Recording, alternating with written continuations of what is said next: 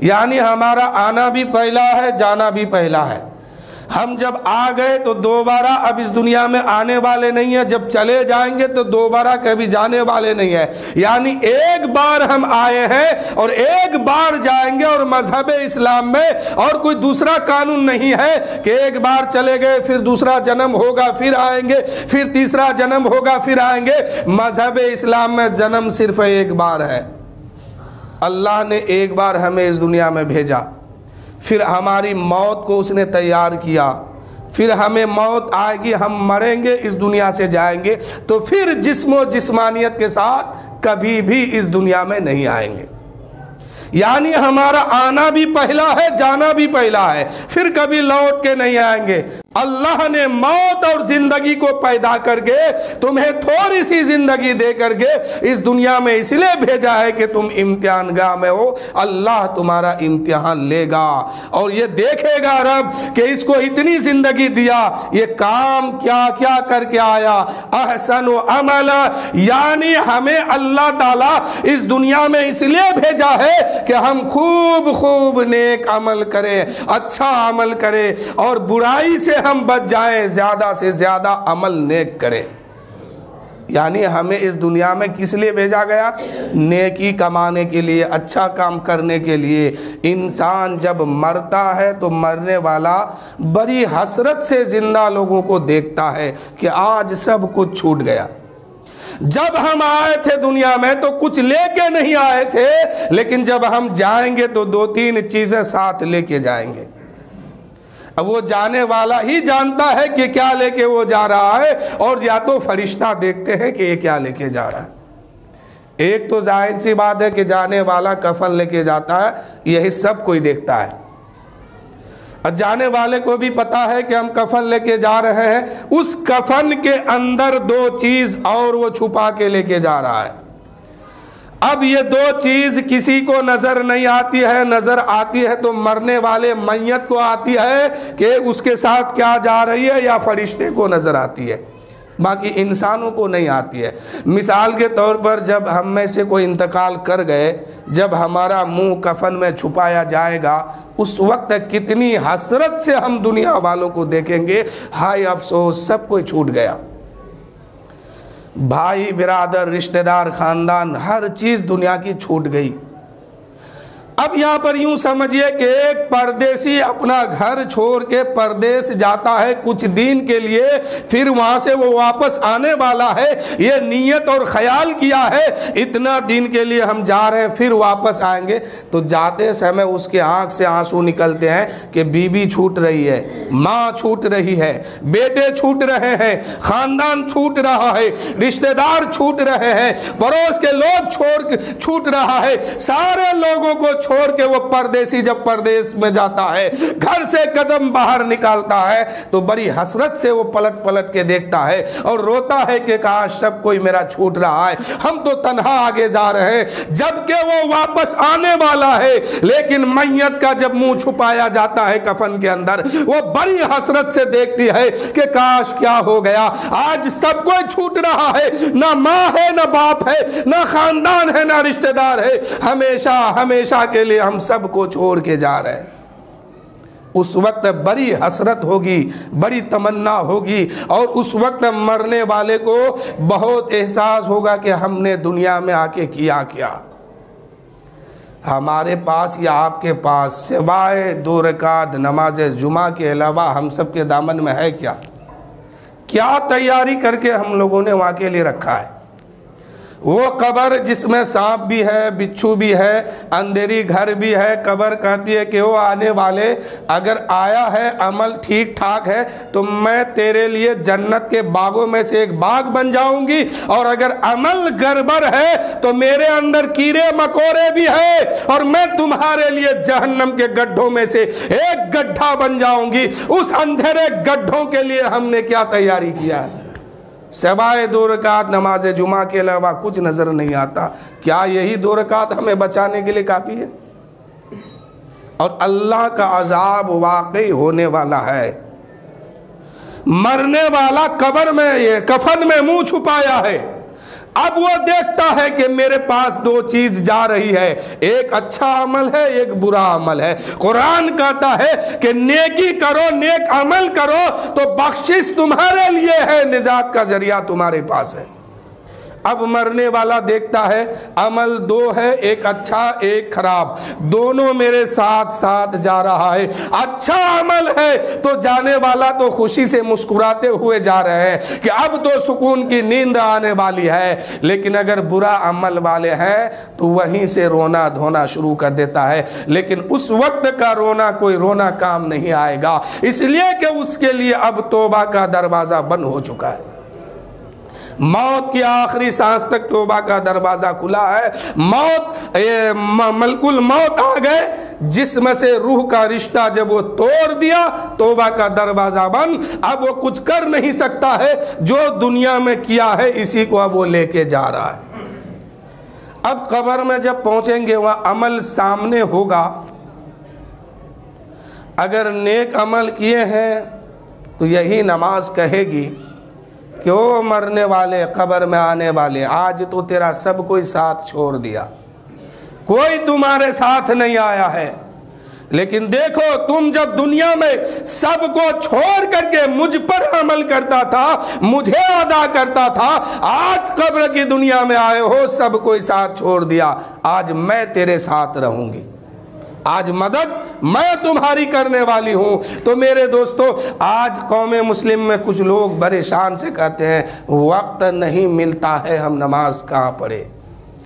تو وقت کے لیے ہمیں یا آپ کو پیدا نہیں کیا گیا ہے، نماز ہی کے لیے پیدا کیا گیا ہے۔ پہلے نماز پڑھ لیجئے، اس کے بعد وقت دیکھیے کہ کچھ اور کرنے کا میرے پاس ہے کہ نہیں ہے۔ یعنی میدان معاشر میں سب سے پہلی بات جو پوچھی جائے گی، سب سے پہلا سوال جو ہوگا نماز کے بارے میں ہوگا۔ اگر نماز میں پاس ہو گئے تو سارے عمل کے ساتھ اس کو پاس کیا جائے گا، اور اگر عمل کے نماز میں فیل ہو گئے تو سارے عمل کے ساتھ اس کو فیل کر دیا جائے گا۔ کیا سمجھے؟ نماز میں فیل ہو گئے تو اب آپ کا کوئی دوسرا عمل وہاں کام آنے والا نہیں ہے۔ نماز میں فیل ہو گئے، کوئی چندہ دینا وہاں کام آنے والا نہیں ہے، ورنہ ہر سیٹ آج جنتی ہوتا، ان لوگ کروڑوں میں چندہ دیتا ہے۔ تو خالی چندہ دینے سے نہیں ہوگا، نماز میں جب تک وہاں پاس نہیں ہوں گے تب تک کوئی عمل کا بدلہ اور نہیں ملے گا، اور اگر فیل ہو گئے تو سارے عمل جو ہے وہاں برباد کر دیا جائے گا۔ غوث پاک رضی اللہ تعالیٰ عنہ کے ملفوظات میں ایک بات میں نے پڑھا ہے، اللہ جانے لکھنے والوں نے کہاں تک اس میں انصاف کیا ہے وہ جانے، لیکن غوث پاک کی ملفوظات میں یہ بات موجود ہے۔ وہ غوث پاک جن کے نام پر ہم اور آپ 11ویں شریف کرتے ہیں، ہر جمعرات کو فاتحہ دلاتے ہیں، وہ غوث پاک جو کہہ دے کہ جب تک میرا خدا مجھے نہیں کھلائے گا تب تک ہم کھائیں گے نہیں، تو خدا کہتا ہے اے عبد القادر تمہیں میری قسم ہے کھانا کھا لو۔ غوث پاک کو اس کا رب جو ہے قسم دے دے کے کھانا کھلاتا ہے۔ وہ غوث پاک اپنی ملفوظات میں فرماتے ہیں کہ اگر تم راستے میں چل رہے ہو اور سامنے سے آنے والا ایک بے نمازی آ رہا ہے اور ایک گندگی میں ڈوبے ہوئے کتا آ رہا ہے، اس کے جسم میں گندگی لگی ہوئی ہے، یہ دونوں شخص تمہارے سامنے سے آ رہا ہے اور تم ادھر سے جا رہے ہو، اگر اس کے بیچ سے تم کو گزرنا پڑے تو کتے کے طرف سٹ کے گزر جانا اور بے نمازیوں سے بچ کے گزرنا، اسی لیے کہ کتے کے بدن میں جو نجاست لگی ہے وہ تمہارے کپڑے میں یا تمہارے جسم میں اگر لگ جاتا ہے، یہ نجاست جو ہے پانی سے دھلو گے تم پاکی حاصل کر لو گے، لیکن جب بے نمازی کے قریب سے گزرو گے اس پر جو نحوست برستی ہے، لعنت برستی ہے، اگر وہ نحوست تمہارے جسم میں لگ جاتا ہے، وہ نحوست تمہارے کپڑے میں لگ جاتا ہے، تو دنیا میں کوئی ایسا پانی نہیں ہے کہ اس نحوست کو دھل کے تم دور ہو جاؤ گے، پاک ہو جاؤ گے۔ کیا سمجھے؟ غوث پاک بے نمازیوں سے کتنی نفرت کرتے ہیں، ذرا اس بات سے اندازہ کیجئے۔ खाली गौस पाक के नाम से देख चरा लेने से 11वीं में नहीं होगा। कभी अंदाज़ा भी कीजिए, गौर भी कीजिए, फिक्र भी कीजिए कि हम जिस गौस का 11वीं करते हैं क्या हमारे किरदार से वो खुश होते हैं कि नहीं होते हैं। गौसे पाक ने फरमाया कि अगर कुत्ते के बदन की नजासत तेरे जिस्म में लगेगी, किसी भी पानी से धुलोगे वो पाक हो जाएगा, लेकिन बेनमाजी की नहुसत अगर तुम्हारे जिस्म में लग गई तो दुनिया में कोई ऐसा पानी ही नहीं है जो तुम उसको धुल सकोगे, कभी नहीं धुल पाओगे। तो गौस पाक की बात, ये मैं नहीं कह रहा हूँ, ऐसा मत सोचिएगा कि मैं कह रहा हूँ, गौसे पाक की मलफूजात में ये बात मौजूद है, जिसे देखना है देखे जाके। जिस गौस पाक को अल्लाह ताला ने ये मकाम दिया कि अगर ठोकर मारे तो मुर्दे को जिंदा कर दे, अगर किसी मुर्दे को कह दे उठ के खड़ा हो जा, वो मुर्दा उठ के खड़ा हो जाता था, बात भी करने लगता था, बोलने भी लगता था। लेकिन वही गौसे पाक कहते हैं कि अगर कोई बेनमाजी तेरे सामने से गुजरे उससे दूर हो जाओ। और मेरे आका फरमाते हैं, हजरत अबू हुरैरा, हदीस का जुमला आप सुनिए, हजरत अबू हुरैरा रावी है, मेरे आका फरमाते हैं, ए अबू हुरैरा किसी बेनमाजी के करीब में बैठा मत करो। मेरे आका अपने साहबी को, अपने गुलाम को ये दर्स और पैगाम देते हैं कि अबू हुरैरा किसी बेनमाजी के करीब बैठा मत करो, इसलिए कि उस बेनमाजी पर आसमान से लानत बरसती है, और जिस पर रब के तरफ से लानत बरसे उसे कौन बचा सकता है। और ये जुमला जो है, ये हदीस का जो जुमला मफहूम है, सिर्फ ईमान वालों के लिए है और सिर्फ मर्दों के लिए नहीं है, औरतों के लिए भी यही मसला है। अगर आपके घर में औरतें नमाज नहीं पढ़ती है, उनको समझाइए, पढ़ाइए, वरना मैदान माशर में आप उसको किसी भी सूरत में नहीं बचा पाइएगा। अगर बचाना है अपने घर की माँ, बहन, भाई, बिरादर को, तो इसी दुनिया में रह करके उसको समझाइए, सीधे रास्ते पर लेके आइए। इसलिए कि कुरान कहता है कि मौत और जिंदगी जो अल्लाह ने पैदा किया वो सिर्फ तेरे इम्तिहान लेने के लिए पैदा किया है कि अच्छा नेकी करके आते हो कि बुरा नेकी करके आते हो, कफन में क्या लेके आओगे ये तुम्हें इख्तियार दिया गया है कि नेकी लेके आओगे कि बदी लेकर के आओगे, हिसाब तो वहां होगा।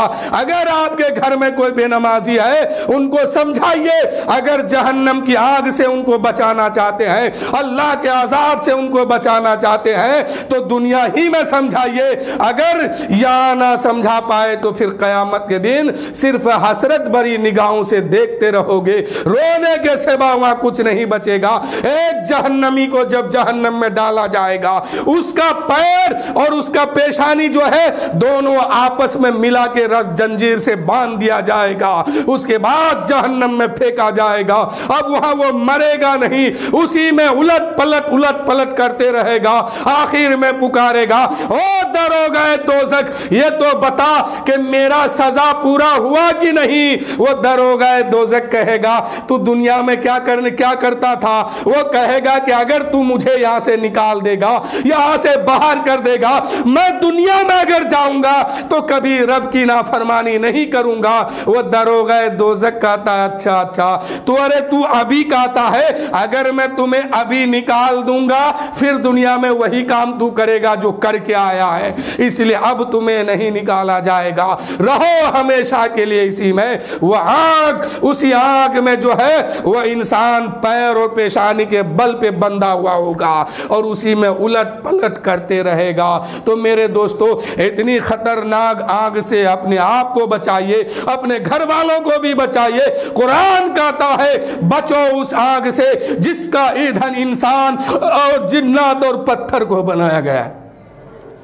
आज जो है वो आग दहक रही है पत्थरों से, कल इंसानों को डाला जाएगा, नाफरमानों को डाला जाएगा, बेनमाजियों को डाला जाएगा।